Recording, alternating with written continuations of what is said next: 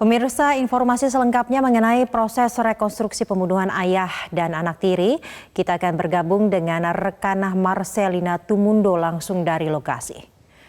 Marcel, bagaimana jalannya rekonstruksi di sana malam hari ini?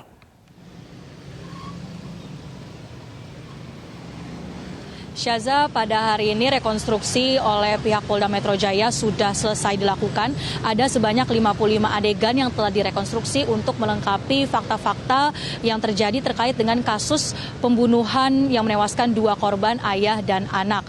Rekonstruksi ini melibatkan 3 tersangka, yaitu Aulia yang menjadi terduga otak pelaku dan juga 2 eksekutor, yaitu Sugeng dan juga Agus. Rekonstruksi ini dimulai dari lokasi pertama, yaitu di kawasan Kalibata, Jakarta Selatan, di sebuah apartemen. Di apartemen inilah diduga terjadi sebuah penyusunan rencana yang diberitahukan dari Aulia kepada Sugeng dan juga Agus, dan juga membagi peran apa yang harus dilakukan oleh Agus dan Sugeng dalam rencana pembunuhan ini. Setelah itu rekonstruksi dilanjutkan ke sejumlah titik tempat di mana Aulia membeli sejumlah peralatan untuk melakukan rencana pembunuhannya ini. Sebelum tiba di Lebak Bulus yang merupakan tempat kejadian perkara sekaligus juga rumah korban, yaitu Edi, rekonstruksi sempat dilakukan di sebuah hotel di Pasar Minggu, Jakarta Selatan. Hotel ini diduga adalah tempat para eksekutor asal Lampung ini menginap selama mereka berada di Jakarta. Barulah ketika para tersangka dan juga para penyidik tiba di Lebak Bulus, rekonstruksi dilanjutkan dengan mulai dari mereka masuk ke dalam rumah ini, kemudian mengerjakan setiap peran mereka, mulai dari Aulia yang menyiapkan minuman yang sudah dicampurkan dengan obat tidur yang akan diberikannya kepada Edi, korban yang merupakan suaminya juga. Setelah Edi kemudian terlelap, ia pun membunuh Edi dengan cara membekap dan juga dibantu oleh kedua eksekutor ini. Sementara itu untuk anak tiri dari tersangka Aulia yang bernama Dana atau Adi Pradana, ia juga dibunuh dengan cara yang kurang lebih sama, namun melibatkan peran dari keponakan Aulia, yaitu Kelvin. Saat ini Kelvin belum bisa dilibatkan dalam rekonstruksi karena ia masih dirawat secara intensif akibat luka bakar yang dideritanya karena ia membakar mobil yang berisi 2 jasad korban ketika mobil ini dibakar di kawasan Sukabumi, Jawa Barat. Selanjutnya penyidik Polda Metro Jaya akan menggelar rekonstruksi pembakaran mobil, namun tidak digelar di Sukabumi, tapi digelar di Polda Metro Jaya, Jakarta, rencananya esok hari.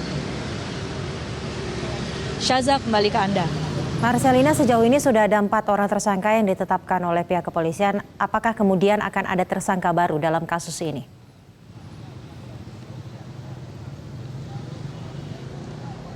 Berdasarkan keterangan yang kami dapatkan dari Kabid Humas Polda Metro Jaya, Kombes Argo Yuwono, bahwa masih ada peluang atau kemungkinan bertambahnya jumlah tersangka, dan saat ini ada 1 orang yang masuk dalam daftar pencarian orang atau DPO. Namun belum diketahui secara pasti apa peran dari DPO ini. Tapi berdasarkan keterangan tersangka dalam proses rekonstruksi ini, bahwa ada 1 orang yang bernama Aki. Aki ini diduga menghubungi Agus dan Sugeng dan juga menawarkan pekerjaan kepada mereka berdua. Tapi yang menarik adalah pekerjaan yang ditawarkan ini adalah untuk beres-beres rumah di Jakarta dengan upah senilai 10 juta rupiah. Sehingga itulah yang membuat Agus dan Sugeng bersedia untuk pergi dari Lampung ke Jakarta. Namun mereka berdua pun baru mengetahui bahwa mereka dilibatkan dalam rencana pembunuhan Aulia.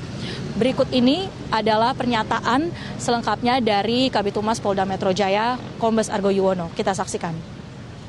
Masih ada yang DPO nggak, Pak?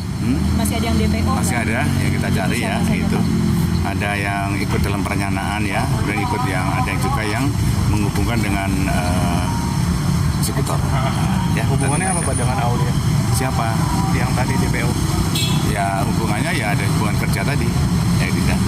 Masih 2 orang Pak pertama Pak DPO Pak? Gimana?